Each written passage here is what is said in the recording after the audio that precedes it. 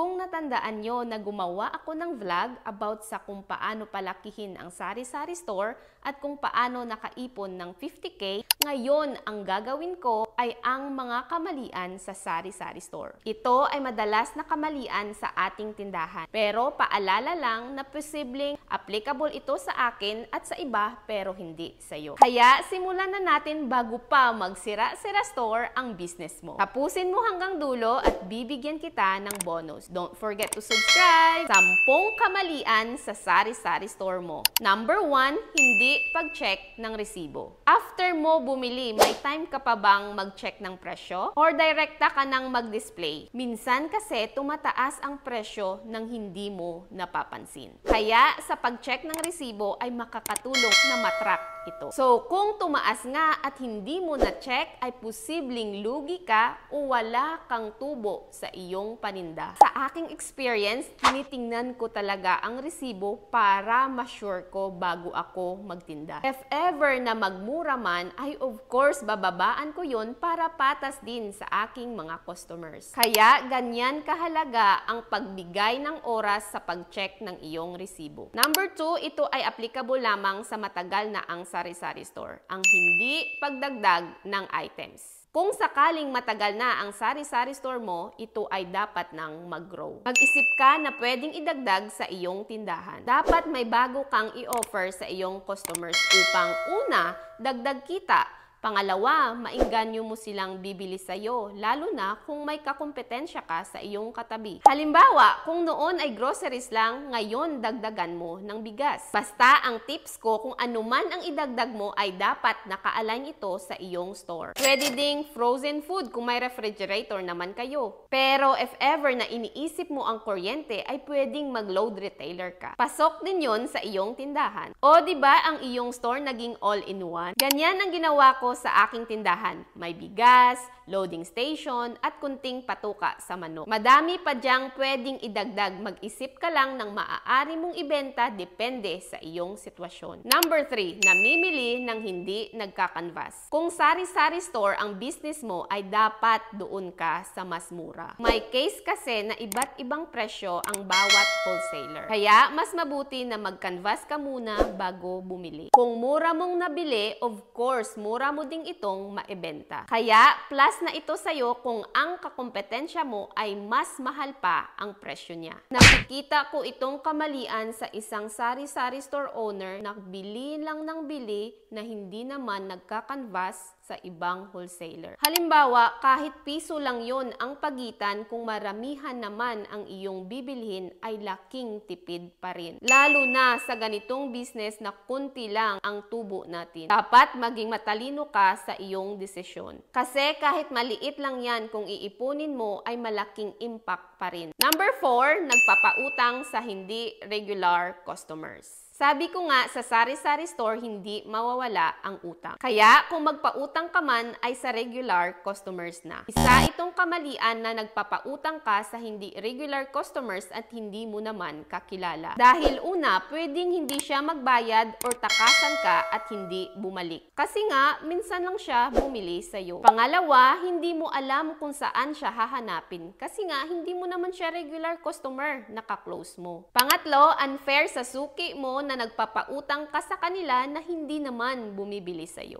Ang pagpapautang sa sari-sari store ay okay lang basta limitado. Lahat naman ng sobra ay masama kaya bigyan mo din ng limit. Number 5, para naman ito sa baguhan o kakaumpisa pa lamang, ang pagbili ng maramihan. Kung kakaumpisa mo pa lang ay dapat unahing mong bilhin ang hinahanap ng tao. Ano ba ang basic needs sa bahay? Halimbawa, sabon, toothpaste, shampoo, conditioner, or ano-ano pang ginagamit sa kusina like bawang at sibuyas. At habang tumatagal, dyan ka na bibili ng maramihan kung alam mo ang hinahanap ng iyong customers. Kung bibili ka kasi ng maramihan ay malamang ma-overstock lang ito kasi nga hindi mo pa alam ang fast-moving items sa inyong lugar. Isa pang teknik na malaman mo kung ano ang gusto ng iyong customers ay ilagay mo ang iyong posisyon sa sa posisyon niya. Ano ba ang gusto mong bilhin sa isang tindahan? Or ano ba ang gusto mo sa isang tindahan? Kapag ginawa mo yan, ay mas nakafocus ka sa iyong customer kaysa sa sarili mo. Kasi 'di ba para naman sa kanila ang iyong tindahan? Number 6, lugar na pagtatayuan mo. Sa mga nagbabalak magpatayo ay tingnan mo muna ang lugar kung matao. Hindi lang yung sugod ka ng sugod pero maling lokasyon ka pala. More tao, more benta. Make sure mo kung magpatayo ka man, ilan na bang tindahan ang meron dyan sa inyo. Minsan kasi kapag marami ng sari-sari store ay mag-isip ka na lang ng business na wala sila. Kapag mali kasi ang lugar, for sure matumal yan. Lalo na kung sa subdivision, except na lang kung nasa kalsada ka talaga. Piliin mo ang pwesto na daanan ng tao at makikita ang iyong tindahan. Ang lokasyon ang pinaka-importanting factor na dapat mong i-consider. Number 7, hindi tinitingnan ang expiration date. Ipagpalagay na lang natin na may stocks ka na.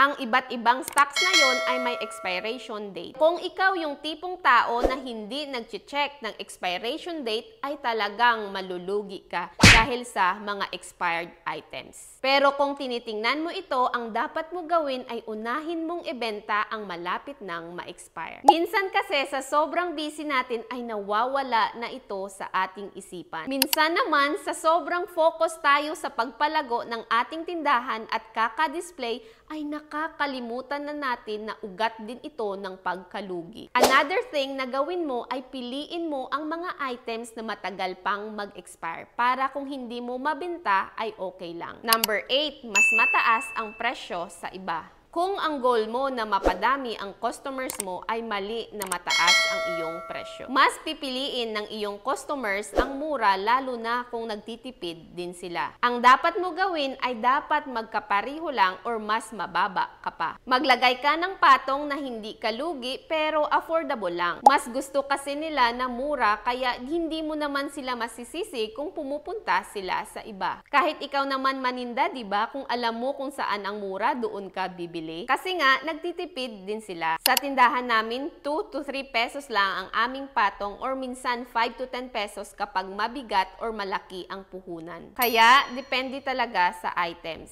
Dapat magtanong-tanong ka din sa ibang tindahan para maka-adjust ka sa iyong presyo. Sabi nga ni Ron Rush, a small profit is better than big loss. Number 9, sobrang maawain. May kasabihan nga na lahat ng sobra ay masama. So, kung sobrang maawain ka ay hindi din maganda. Dapat parehong matimbang ang iyong damdamin at isipan para makadesisyon ka ng tama. Kapag sobrang maawain ka kasi, dito na papasok ang pag-utang ng matagal at kawalan ng respeto nila sa'yo. Kaya dapat mag-set ka ng boundaries kung saan lang ang awa at ang pag-intindi mo sa kanilang sitwasyon. Sabi ko nga sa isang video, okay lang na maawain ka pero tingnan mo din kung reasonable ang pagkaawa mo kasi kung hindi, ikaw at ang tindahan mo ay maging kawawa. Number 10 or huling kamalian mo sa iyong sari-sari store ay ang hindi pagkilala sa iyong tendera. Ang tips na ito ay para lamang sa malalaking sari-sari store na may tagabantay or may sinasahuran. Mahalaga na dapat kilala mo ang iyong tendera para iwas nakaw. Mas mabuti na ikaw ang mag-handle pero kung hindi kaya ng iyong oras ay dapat maghanap ka ng tagabantay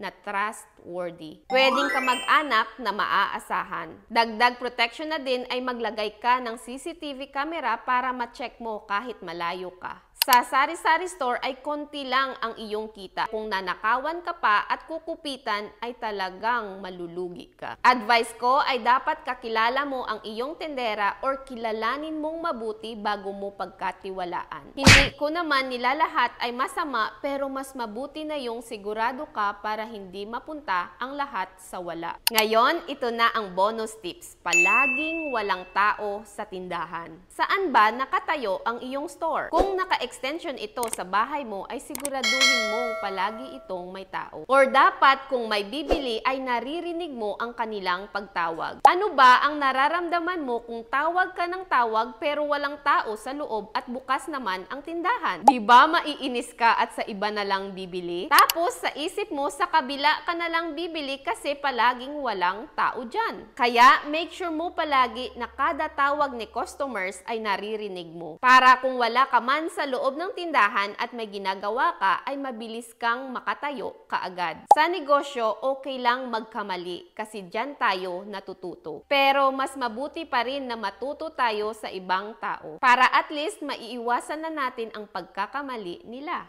Palagi ko ngang sinasabi na enjoyin mo ang proseso. Balang araw, marirealize mo na ang laki na pala ng iyong pinagbago. Kaya huwag mong kalimutang mag-like kung may natutunan ka, mag-subscribe at i-hit ang notification bell para updated ka sa channel ko at i-share ang video na ito para marami pa tayong matulungan. Again, this is Beverly Jones. Always remember to believe in yourself. Maraming salamat po.